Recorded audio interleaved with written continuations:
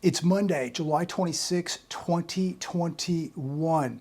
Before I start the video today, please, if you enjoy this channel, if you like it, if you want to support it, please make sure to subscribe, give this video a thumbs up, and make sure you hit that bell notification down below. I just uploaded another Patreon video last night. Going to continue to upload more Patreon videos from Texas, so please come over and join that. And Aaron Early, our good friend from Texas, has just started his own channel. Please come check it out. Aaron's a great guy. He's a wealth of knowledge. Come check out his channel. It's called Texas Silver. Texas space Silver. It's going to be a great channel. Come check it out. A lot of you really enjoyed the videos in Texas. You enjoyed what Aaron had to say. So he's started his own channel. I think it's going to do great. So please come over and support his channel. But I want to get right into it today. You know, I'm a very observant person. And when I'm out, I look at people and it's concerning. We've talked about this in the past. We have an obesity epidemic in America.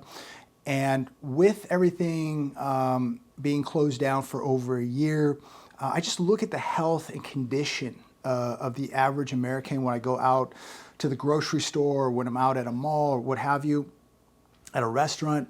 And people, unfortunately, don't look too healthy. Obesity is surging in America. And you know, people have been just sitting around doing nothing. We've had a country where millions of people made more money sitting at home than what they were getting paid for going to work. You know, people would tell me, and look, I don't go to the gym every day, but I try to get in 3 days, 4 days. I try to eat somewhat well. I do cheat on my diet quite a bit. But look, I'm trying to make an effort. And at least I'm trying to get those 3-4 days in at the gym. I'm trying to stay active. We got a lot of exercise in Texas. We also ate a lot of food in Texas, but we were active. And I got 4 days in at the gym this week, over the weekend. And I just feel that if you're not doing anything, you're going to lose here. You know, people would tell me, oh, JB, I can't go to the gym. I work too much. It's like, well, I work too, but I make time. And now what's the excuse when people have been sitting at home for over a year?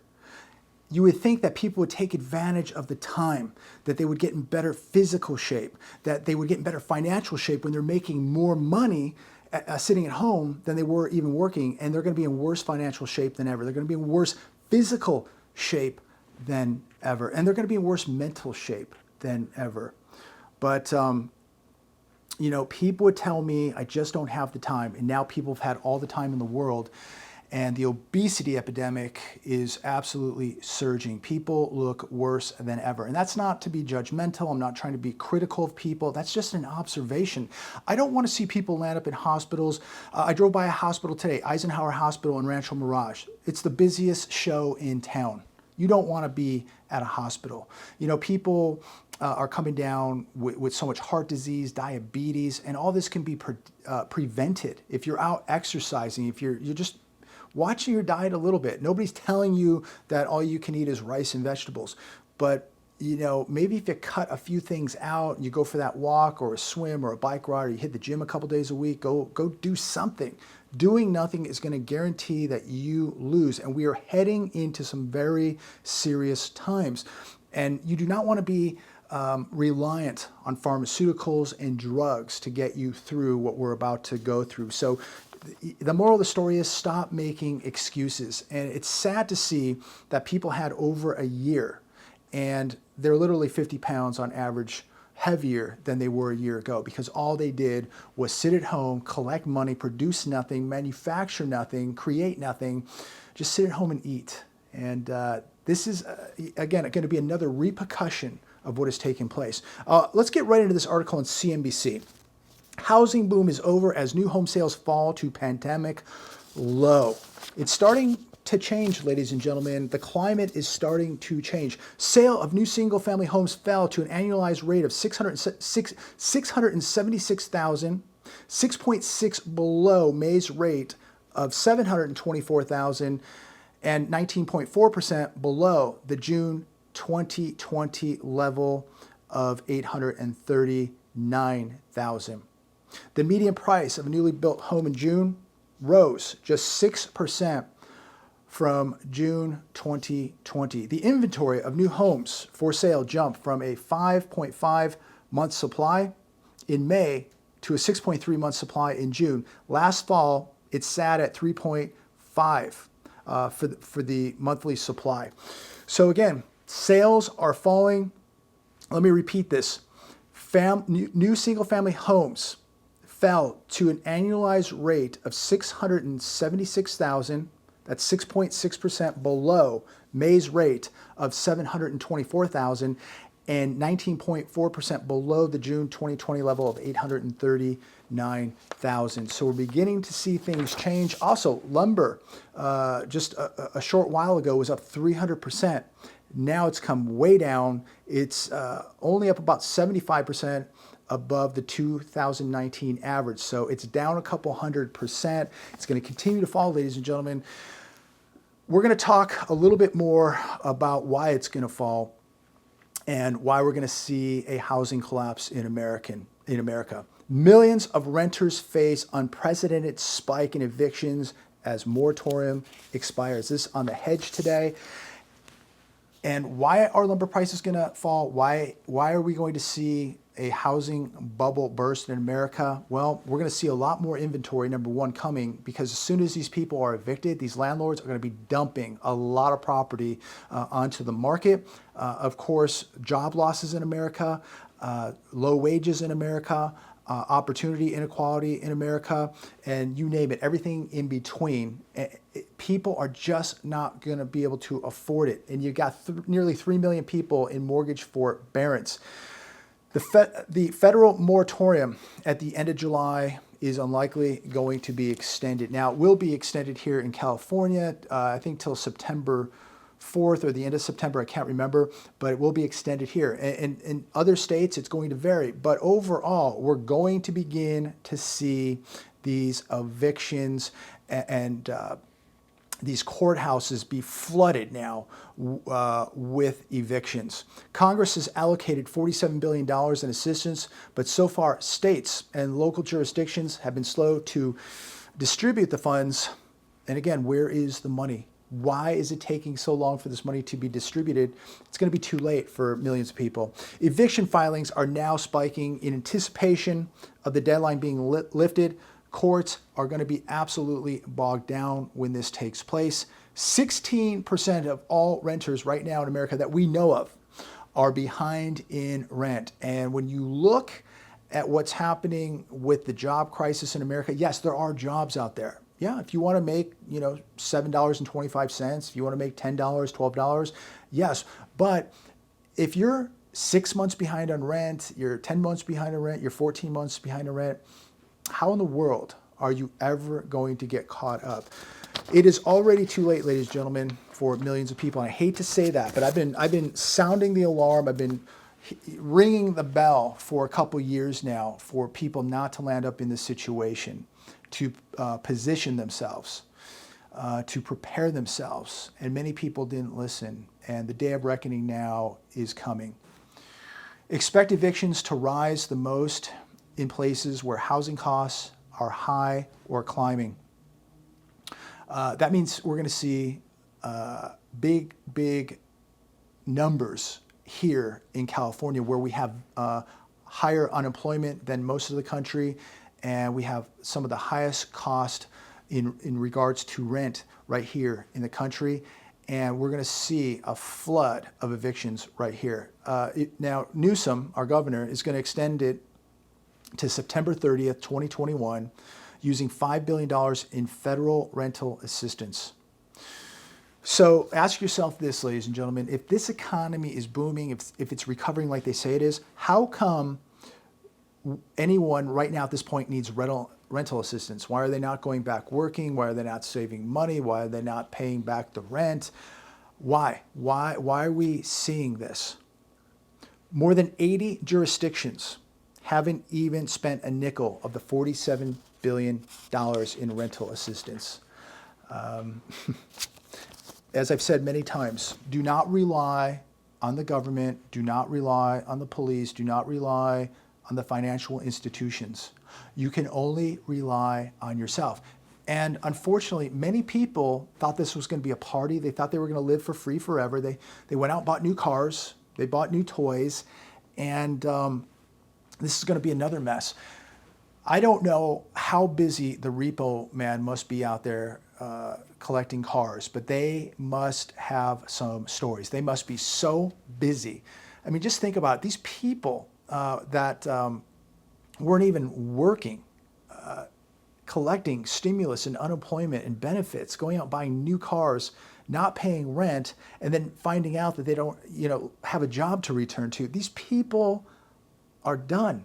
They're done. The hedge today. Chicago Chamber of Commerce rages as average unemployed Illinoisan parent earns $35 an hour sitting on the couch. This was fascinating.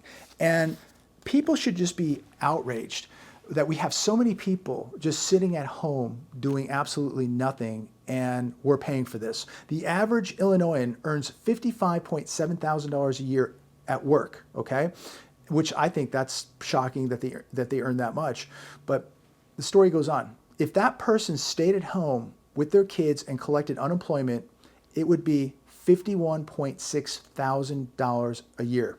The unemployed worker is making $35 per hour. So what's the incentive for anybody to go get a job, especially a $15 an hour job? Employees cannot compete with $35 an hour. They cannot compete against the government. This is absolute insanity. And people, this is not going to last forever. It's just not. Illinois unemployment is 7.2%. Employers have posted 120,000 jobs on the state job site. Residents have only posted 37.8 thousand resumes. So go to work, pay childcare, pay transportation, pay for the gas, pay for the toll roads, and you make $57,000 a year in Illinois. You stay at home in Illinois, you don't have to deal with the traffic or the weather, the toll roads or the gas or the stress, and you make $51,000 a year. People are getting so accustomed to the handouts. This is absolute insanity what we are watching take place here. And who is paying for all this? You're paying for it, and I'm paying for it. You and I are both paying for these people to sit at home and make $51,000 a year. And probably most of them eating and getting bigger than ever, and being another statistic of the obesity crisis here in America. The Hedge, previewing the next crisis, spending tumbles among households cut off from unemployment benefits. Story goes on to say this: once the households that are collecting extended unemployment ends in 6 weeks, that's September 4th, expect a sharp plunge in overall spending. We may see all-out stagnation, because with commodity prices exploding, and they're going to continue to explode, ladies and gentlemen, and as wages for millions of Americans are set to plummet, as millions of unemployed workers will no longer be living on the government dole, many will return to work, and they will be returning to $10 and $12 and $15 an hour jobs.